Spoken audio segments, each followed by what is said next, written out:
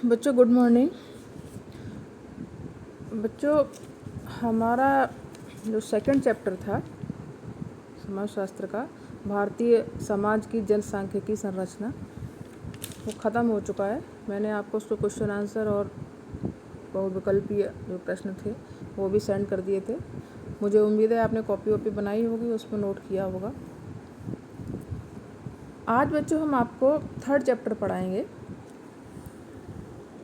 सामाजिक संस्थाएं, निरंतरता एवं परिवर्तन।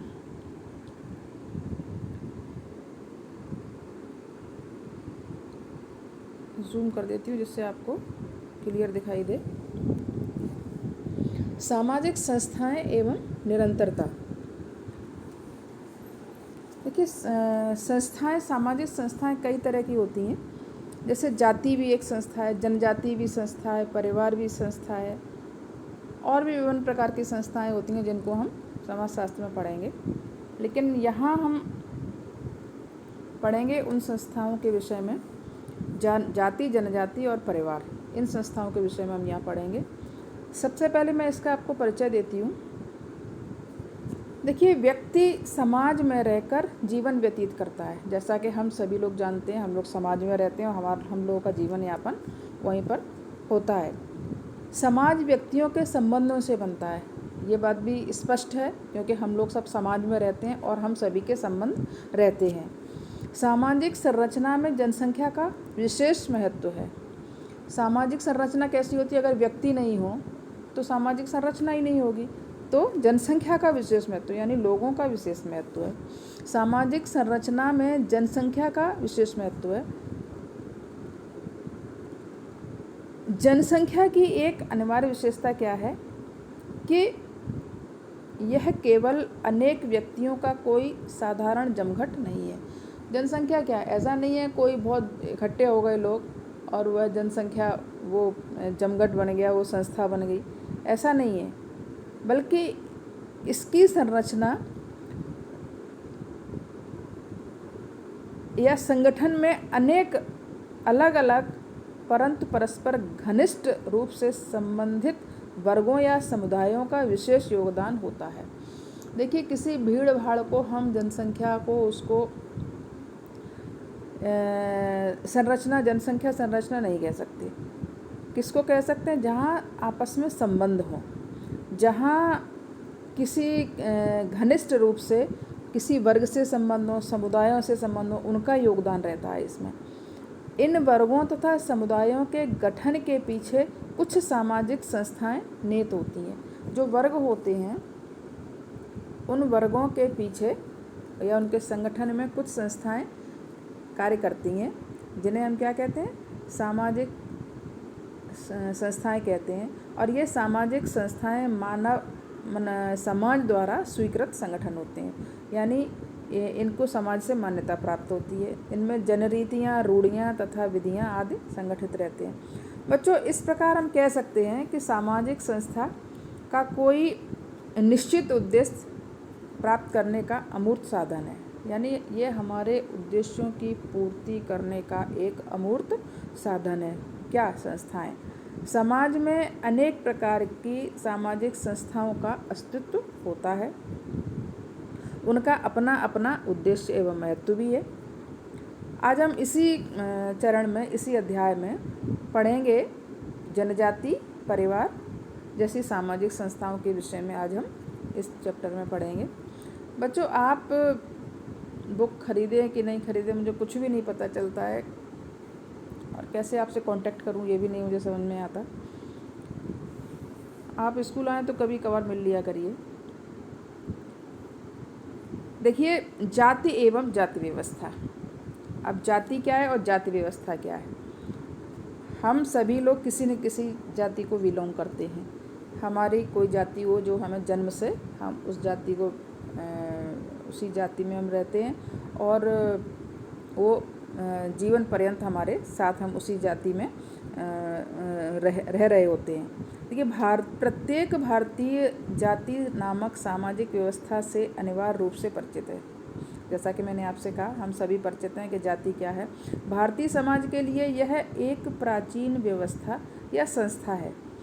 ये एक प्राचीन व्यवस्था की गई थी, इसको संस्था भी कह सकते हैं, तथा हजारों वर्षों से भारतीय इतिहास एवं संस्कृति में इसका अपना महत्वपूर्ण स्थान रहा है। हजारों वर्षों से ये चली आ रही है और इसका अपना महत्व है। प्राचीन व्यवस्था होते हुए भी ये आज भी प्रत्येक भारतीय के लिए जाति व्यवस्था एक विशेष महत्व है। यानी हमारे हिंदू समाज में या और भी हिंदुओं के अतिरिक्त और भी जो समाज हैं उनमें जाति व्यवस्था का विशेष महत्व है। यह भी सच है कि प्राचीन काल से ही जाति व्यवस्था तथा वर्तमान समय की जाति व्यवस्था में पर्याप्त अंतर है। यानी पहली जो जाति व्यवस्था थी उसमें और आज की जाति व्यवस्था में अंतर है। पहले तो समाज केवल 4 ही वर्णों में बटा हुआ था, ब्राह्मण, क्षत्रिय, वैश्य और शूद्र। आज तो हजारों लाखों जातियाँ उपजातियाँ जिनको हम लोग काउंट भी नहीं कर सकते, तो अंतर आया है। अतः जाति एवं जाति व्यवस्था के सभी पहलुओं का व्यवस्थित अध्ययन आवश्यक है। इसीलिए हम जाति के सारे पहलुओं पर अध्ययन करेंगे। अब देखिए हमारा आता है अतीत में जाति, यानी पहले क्या थी जाति। जाति व्यवस्था का अस्तित्व प्राचीन काल से रहा है।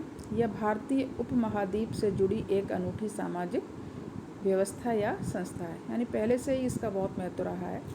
प्राचीन काल से विश्व के अन्य कुछ भागों में भी इससे मिलती जुलती सामाजिक व्यवस्थाएं देखी जाती हैं। यानी और भी दुनिया के और भी कुछ देशों में इससे मिलती जुलती व्यवस्थाएं पाई गई हैं, लेकिन भारतीय समाज में पाई जाने वाली यह व्यवस्था अपने आप में विशिष्ट ही है। हम लोग के यहाँ जो व्यवस्था है ये विशेष है।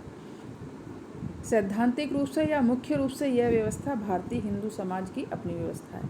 यानी ये हम लोगों के हिंदू समाज की ये अपनी व्यवस्था है। लेकिन यदि व्यवहारिक रूप से देखा जाए तो भारतीय उपमहाद्वीप के कुछ अन्य धार्मिक समुदायों में भी इस व्यवस्था के प्रत्यक्ष या अप्रत्यक्ष लक्षण देखे जा सकते हैं। यानी भारतीय समाज के अतिरिक्त भी यह व्यवस्था अन्य धार्मिक समुदायों में यह व्यवस्था पाई जाती है।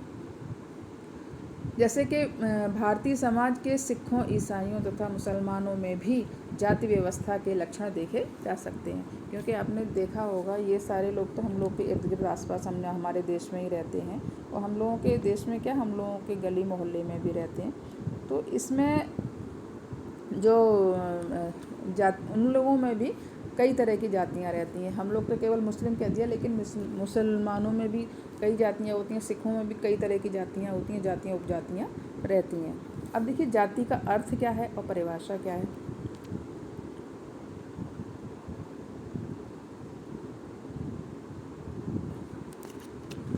जाति का अर्थ एवं परिभाषा। भारतीय समाज में सामाजिक स्तरीकरण का एक अनुपम व्यवस्था पाई जाती है। मतलब एक अनोखी व्यवस्था है, जिसे हम क्या कहते हैं, जाति कहते हैं। सामाजिक स्तरीकरण, हाँ, सामाजिक स्तर क्या है उसके लिए एक व्यवस्था की गई है, जिसे हम क्या कहते हैं, जाति कहते हैं। जाति की सदस्य व्यक्ति को जन्म से ही मिल जाती है। यानी हम जब पैदा होते हैं तभी हमारी जाति निर्धारण हो जाता है। समाज में व्यक्तियों की स्थिति उसके जन्म लेने के स्थान पर वह समूह से निर्धारित होती है। जैसे कि कहा गया है कि समाज में उसकी स्थिति जन्म लेने के बाद ही निश्चित हो जाती है। जातियों में ऊंच नीच की स्थिति भी पाई जाती है। जाति भी व्यक्तियों का एक समूह है। ये क्या है, व्यक्तियों का एक समूह है, यानी कुछ लोग मिलकर इसको बनाते हैं। जाति कुछ विशिष्ट सांस्कृतिक प्रतिमानों को मानने वाला समूह है।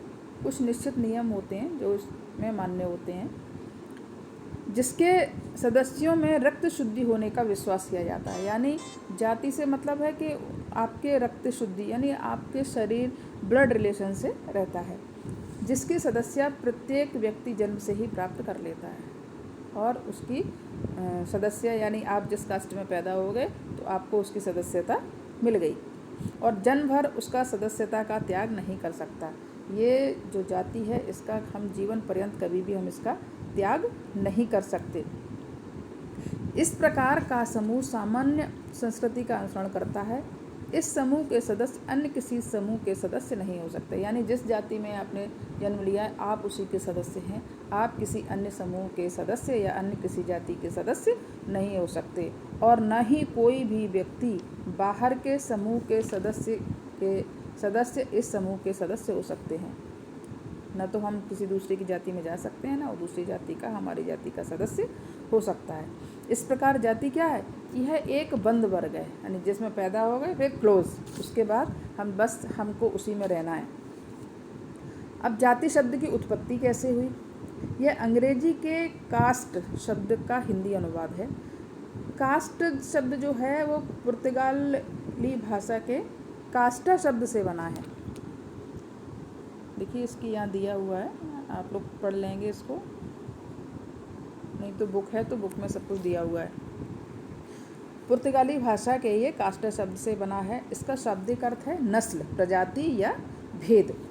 इस शब्द का प्रयोग सर्वप्रथम सन 1565 में ग्रासिया दी ओल्टा ने किया था। विद्वानों ने जाति की तमाम परिभाषाएं दी हैं जो नीचे दी गई हैं। बच्चों सारी परिभाषाएं आप नहीं याद कर सकते हैं तो कम से कम 2-3 परिभाषाएं आप ज़रूर याद करें। जो आपको इजी लगे वो याद करें, जो टफ़ लगे वो छोड़ दें, क्योंकि एग्ज़ाम में मार्क्स केवल टू द पॉइंट और डेफिनेशन और इसी सब से मिलते हैं, तो आप ज़रूर 2 परिभाषाएं याद करें। चार्ल्स कूले के अनुसार जब एक वर्ग अनुवांशिक होता है तो हम उसे जाति कहते हैं। अनुवांशिक मतलब पीढ़ी दर पीढ़ी, एक के बाद दूसरे के बाद पीढ़ी उसी पीढ़ी में जन्म ले रहा है, तो वो क्या है? जाति है। देखिए नीचे की 2 परिभाषाएं बड़ी ईजी हैं। मजूमदार ने कहा जाति एक बंद वर्ग है। बंद वर्ग कैसे है? क्योंकि जिस कास्ट में हम जन्म लेते हैं उससे हम बाहर नहीं निकल सकते, इसीलिए उसे बंद वर्ग कहा है। मैकाइवर पेज ने कहा है सामाजिक पद पूर्णतः निश्चित हो जाते हैं और जो जन्म से ही मनुष्य के भाग्य को निश्चित कर देते हैं। यानी आप जहाँ पैदा हो गए वो आपका भाग्य वहाँ से निश्चित हो गया। देखिए केतकर के अनुसार जाति की सदस्यता उन्हीं व्यक्तियों तक सीमित होती है जो उसी जाति में जन्म लेते हैं तथा एक कठोर सामाजिक नियम अपनी जाति के बाहर विवाह करने से रोकता है। यानी जाति के जो लोग, एक जाति के लोग उसी जाति में विवाह करते हैं और वो जाति के बाहर विवाह नहीं कर सकते। दत्त ने भी ऐसा ही कुछ कहा है। एक जाति के सदस्य जाति के बाहर विवाह नहीं कर सकते। अनेक जातियों में निश्चित व्यवसाय है। व्यक्ति की जाति का निर्णय जन्म से होता है, यानी व्यक्ति की जाति का जन्म से ही निर्णय हो जाता है और एक जाति के व्यक्ति एक ही अपनी ही जाति में विवाह करते हैं। आपने ये देखा होगा समाज में हमारे आज भी लोग अपनी ही कास्ट में विवाह करना पसंद करते हैं। हालांकि आजकल प्रेम संबंध और परिचय से भी संबंध बनने लगे हैं, लोग इंटर कास्ट भी करने लगे हैं, लेकिन आज भी मानसिकता पुरानी वाली है। लोग अपनी कास्ट में ही विवाह करना पसंद करते हैं और प्रेम विवाहों को उतना महत्व नहीं दिया जाता है, लेकिन दिया जाने लगा है। परसेंटेज अभी भी उसका कम है। बच्चों आज के लिए इतना ही। शेष चैप्टर को मैं अगली कक्षा में पढ़ाऊँगी। Thank you.